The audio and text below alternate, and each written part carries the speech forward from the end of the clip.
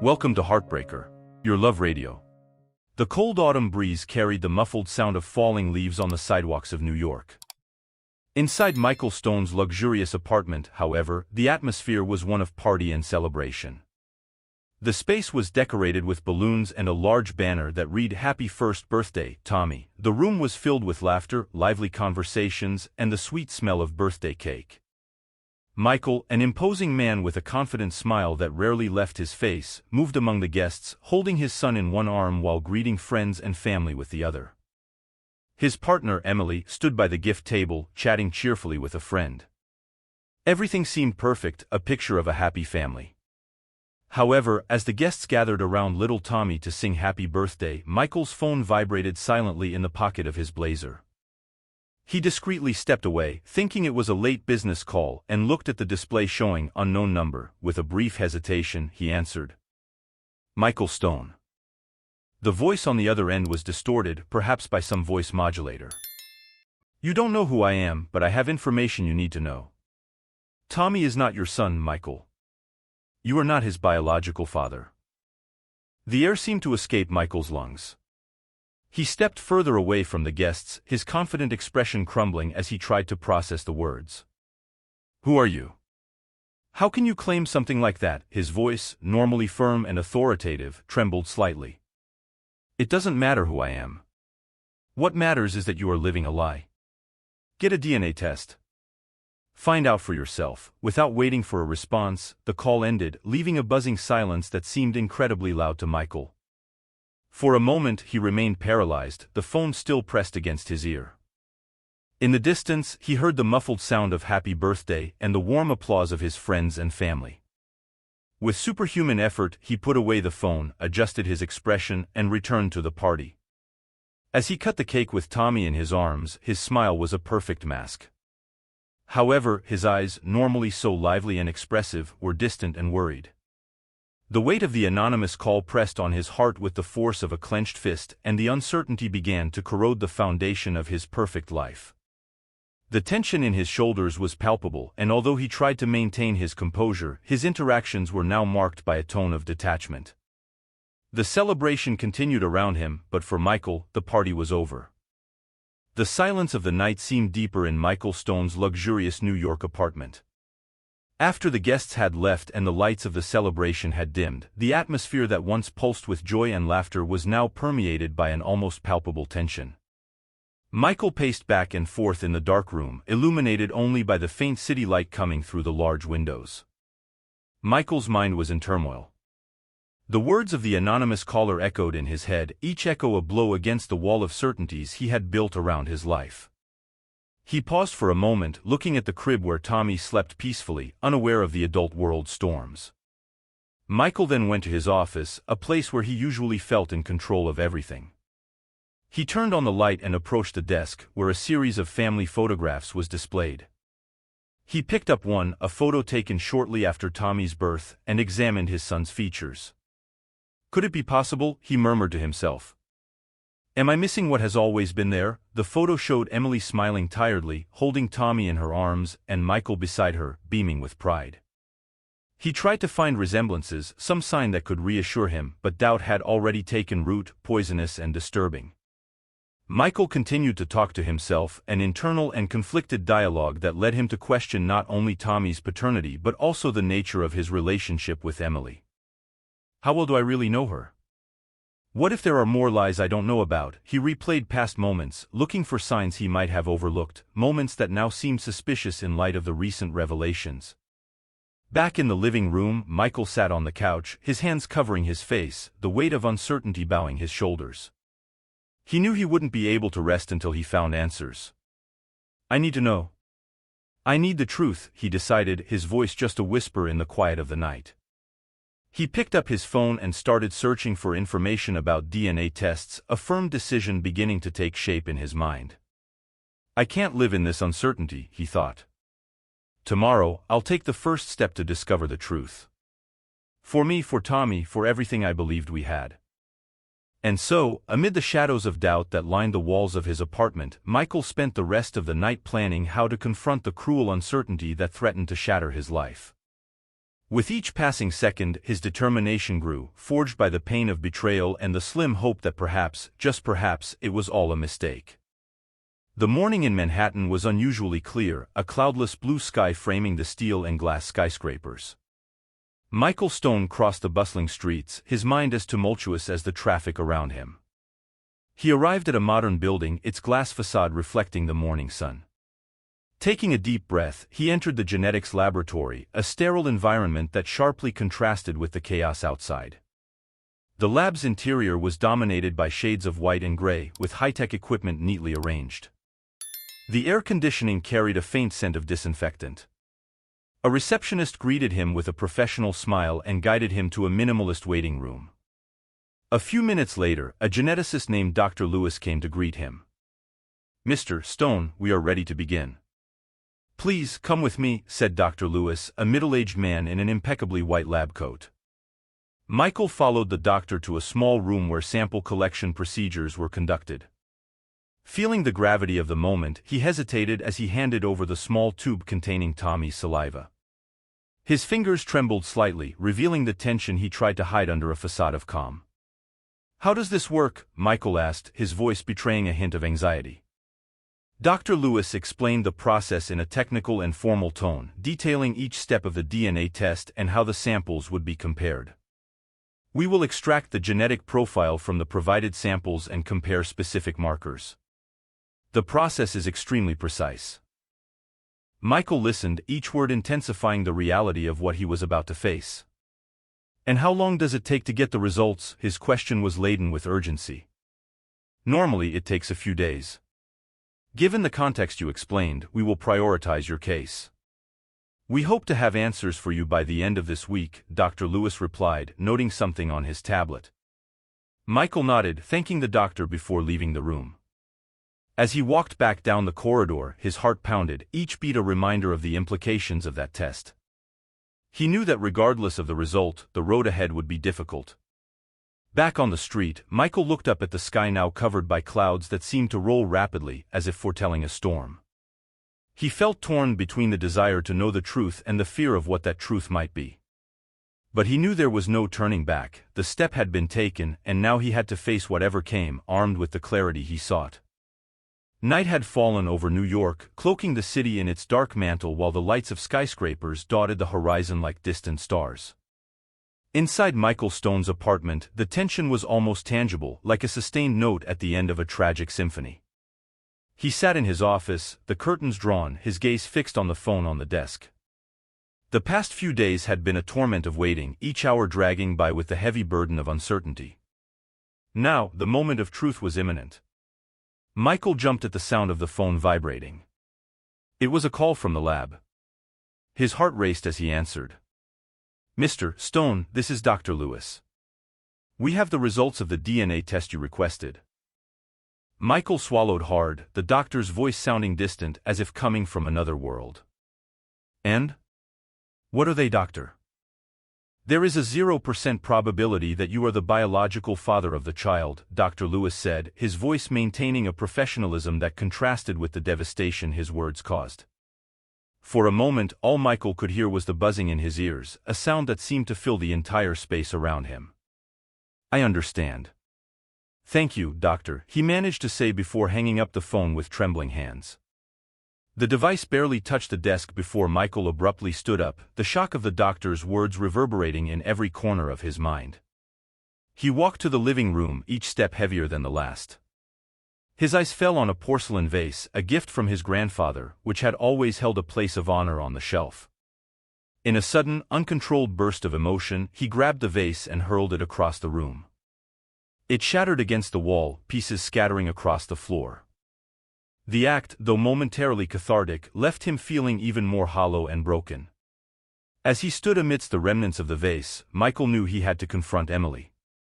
The truth, now a gaping wound in his heart, demanded answers and resolutions. He sank onto the sofa, his hands covering his face as uncontrollable sobs overtook him. The sadness and betrayal enveloped him, suffocating him with their cruel revelation. The life he thought he knew, the family he thought he had built, all of it had been based on a lie. That night, Michael Stone wept for the life that was never truly his. He wept for the son he loved who now seemed like a stranger. He wept for himself, for all the shattered dreams and the trust that had been betrayed. In the silence of his broken apartment, the only truth that remained was the pain, raw and untamed, an open wound in the heart of a man who had lost everything. The cafe Michael chose for the confrontation was a small establishment with exposed brick walls and soft lighting, located on a quiet street in New York. It was a cozy place, usually perfect for intimate conversations, but that afternoon, it served as the setting for a meeting fraught with tension. Emily arrived a few minutes late, her expression anxious and eyes worried as she found Michael sitting at a table, staring distractedly at an untouched cup of coffee. She sat down, trying to hide her nervousness with a forced smile. "Michael, How could you, Emily?" Michael interrupted her, his voice restrained but the anger clear in his blue eyes. "How could you lie to me about something so fundamental?" Emily swallowed hard, her hands trembling as she tried to formulate a response. "I didn't want to. I was afraid of losing you, Michael." "Who are you trying to protect with these lies? Yourself?" "Him?" Michael's voice rose as his patience waned. "Who is he, Emily? Who is Tommy's father?" People around them began to cast curious glances towards their table, sensing the intensity of the argument. Emily lowered her voice, leaning forward. "It was a mistake, a one-time thing. I never wanted things to come to this. I love you, Michael. I love our family." "Your family?" Michael shook his head in disbelief.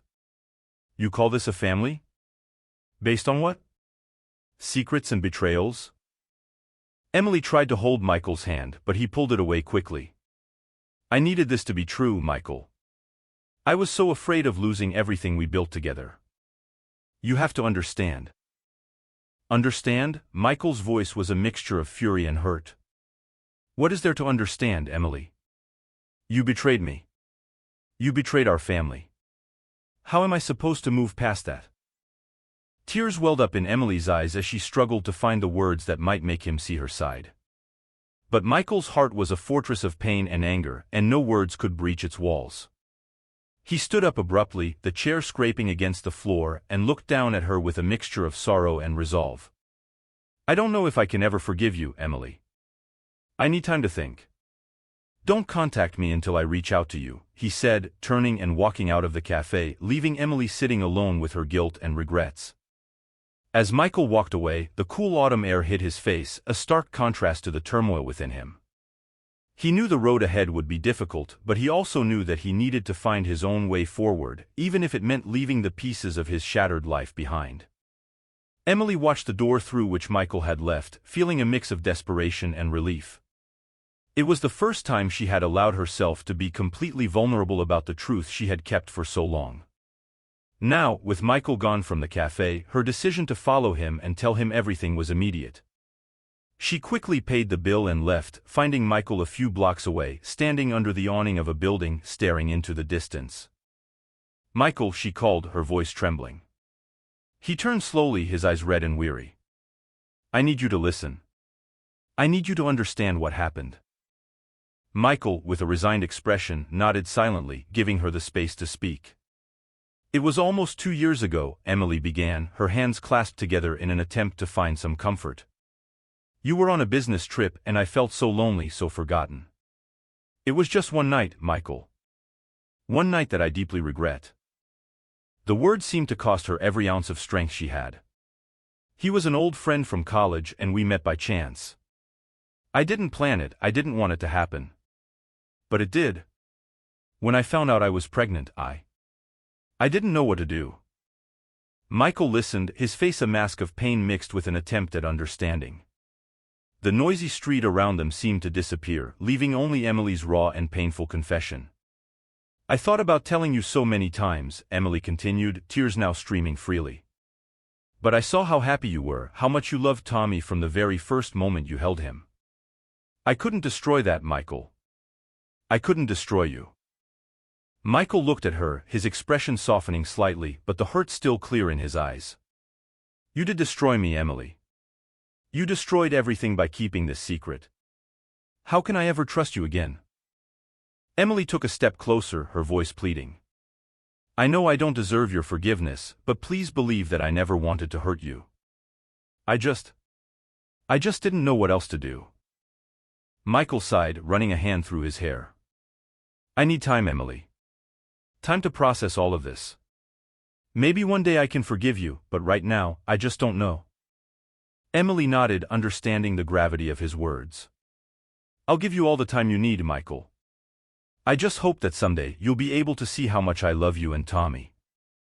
Michael turned away, the distance between them feeling like a chasm that might never be bridged. As he walked away, Emily stood there, tears falling, watching the man she loved disappear into the city. Michael walked slowly through the park by the Hudson River, where the waters flowed calmly, contrasting with the storm of emotions inside him. The fallen leaves created a colorful carpet under his feet, and the crisp autumn air seemed to try to cleanse the heavy burden he carried in his chest. As he gazed into the horizon, where the river met the gray sky, he heard a familiar voice calling him. Michael? Michael Stone? It's me, David.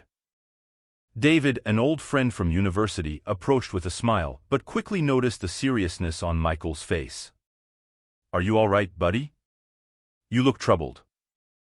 Michael hesitated, but the presence of an old friend felt like an invitation to unburden himself. It's a long story, David. I'm going through a really tough time. David motioned to a nearby bench and they sat down. Talk to me, I'm here to listen. Michael then recounted everything, from the anonymous call to the painful confrontation with Emily. David listened intently, his expression growing more serious with each passing detail. Michael, that's a complicated, David said after a long silence. But you can't let someone else's mistakes define your life. If the child isn't yours biologically, you have no obligation to raise him as if he were. David's words were firm, reflecting a pragmatic perspective that Michael hadn't fully considered. He looked at the river, pondering the implications of that opinion. I know I don't have an obligation, Michael replied slowly. But from the moment I held Tommy in my arms, I felt a connection. I don't know if I can just turn my back on him, even knowing everything. David placed a hand on Michael's shoulder. You're a good man, Michael. But whatever your decision, it has to be something you can live with without regrets. If you choose to stay in Tommy's life, let it be for you and for him, not out of a sense of obligation to Emily or what people expect of you. David's words echoed in Michael's mind as he watched the gentle waves of the river. The decision wouldn't be easy, but his friend's words helped him see that his choice needed to be based on what was best for his own well-being and that of little Tommy, regardless of social conventions. Thank you, David, Michael murmured. You've given me a lot to think about.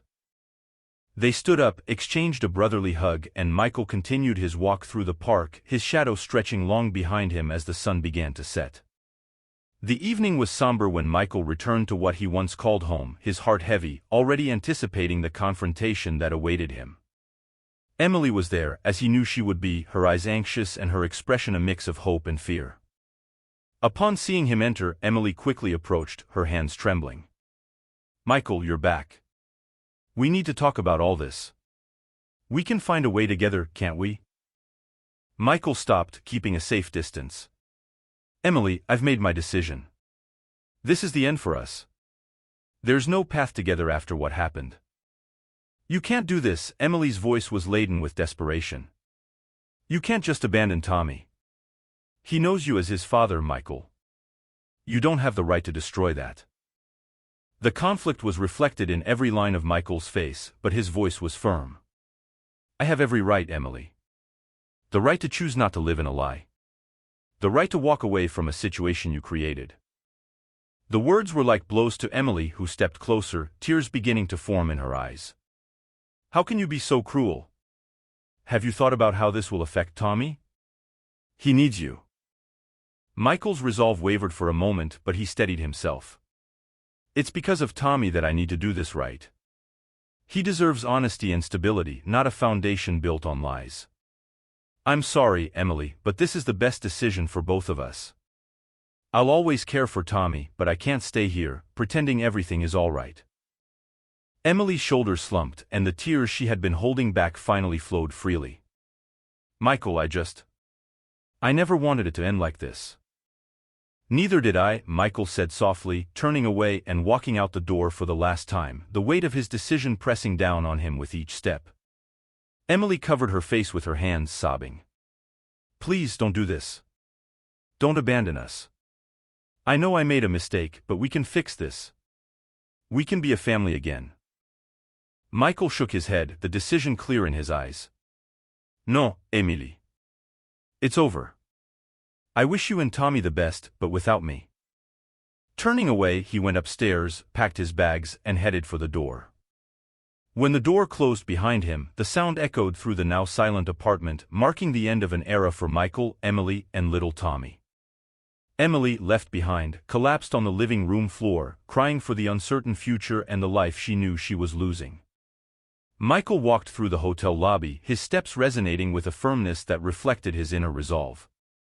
He had chosen a discreet and comfortable hotel, a place where he could have a moment of peace to organize his thoughts. The night was cold, and the hotel's lights emitted a warm glow that contrasted with the emotional turmoil inside him. Walking to the hotel bar, Michael chose a secluded seat near the end of the counter. The bartender, a middle-aged man with a friendly demeanor, approached with a welcoming smile. "Good evening, sir. What will it be tonight?" the bartender asked, noticing the serious expression on his customer's face. "A whiskey, please." "Double," Michael replied, trying to drown his frustrations in the drink. As the bartender prepared the drink, Michael stared at the empty glass in front of him, thinking about all the choices and mistakes that had led him to this point. "How could I have been so stupid?" he murmured to himself. The bartender placed the whiskey in front of Michael, giving him a sympathetic look. "Looks like you've had a tough day, huh?" he asked, his gentle tone inviting Michael to open up. Michael took a long sip of the whiskey, feeling the warmth spread through his chest. "You have no idea," he finally said, the weight of his words hanging in the air. "Sometimes it helps to talk about it," the bartender suggested, leaning slightly closer. Michael looked at the bartender, considering the offer. "It's a long story," he began, the alcohol loosening his tongue. "I just found out that my son isn't actually mine." The bartender nodded, his expression understanding. "That must be incredibly hard to process.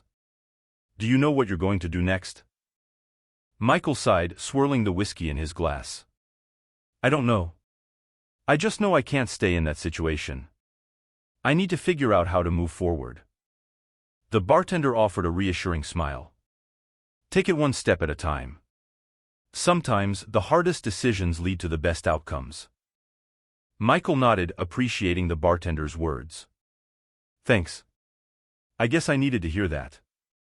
As the night wore on, Michael continued to sip his whiskey, the bartender occasionally checking in on him. For the first time in days, he felt a small sense of clarity. It wasn't much, but it was a start. And for now, that was enough. As he left the bar and returned to his room, Michael felt lighter. The decision to walk away from a life built on illusions was painful but necessary. He was ready to face the challenges ahead, armed with the wisdom gained from past experiences. Several months had passed since Michael left his old home, and with them, a significant change had settled into his life. He had dedicated himself to work and his new responsibilities, attending events and professional networking functions. It was at one of these events, a benefit gala for children's education, that Michael met Clara, a woman with a contagious smile and a passion for life that immediately caught his attention. It was a spring evening, and the hall was filled with laughter and lively conversations. Clara worked for an organization that promoted reading programs for children in underserved communities, and her dedication to the cause was evident. She spoke with a conviction that was inspiring, and Michael found himself increasingly drawn to her. "You really believe we can make a difference, don't you?" Michael asked during their conversation, impressed by her enthusiasm. "Absolutely," Clara replied, her eyes shining. "Every little effort counts." "And you, what brings you here tonight?" "I'm trying to find a new path, to contribute in a meaningful way," Michael explained, his tone determined. "And maybe learn a bit from inspiring people like you." Their conversation flowed naturally, and by the end of the night, Michael knew he wanted to see her again. In the months that followed, what began as casual meetings to discuss charity projects gradually evolved into something deeper. Clara brought a new light into Michael's life, showing him that it was possible to love and trust again. Despite occasionally missing Tommy, Michael was determined to move forward. Clara was by his side, supporting him and understanding his moments of sadness without judgment. On a quiet afternoon, as they walked through the park, Michael stopped and looked at Clara seriously. "I've been thinking. I want to build something lasting, something real. And I wanted to be with you, Clara." Clara smiled, holding his hand. "I want that too, Michael. Together, we can start a new family." Michael's commitment to rebuilding his life was clear, and he was determined to do things differently this time. With Clara, he saw a future full of possibilities, not just for himself, but for the family they could one day create together. And so, with shared smiles and plans, Michael closed a painful chapter of his life and opened another.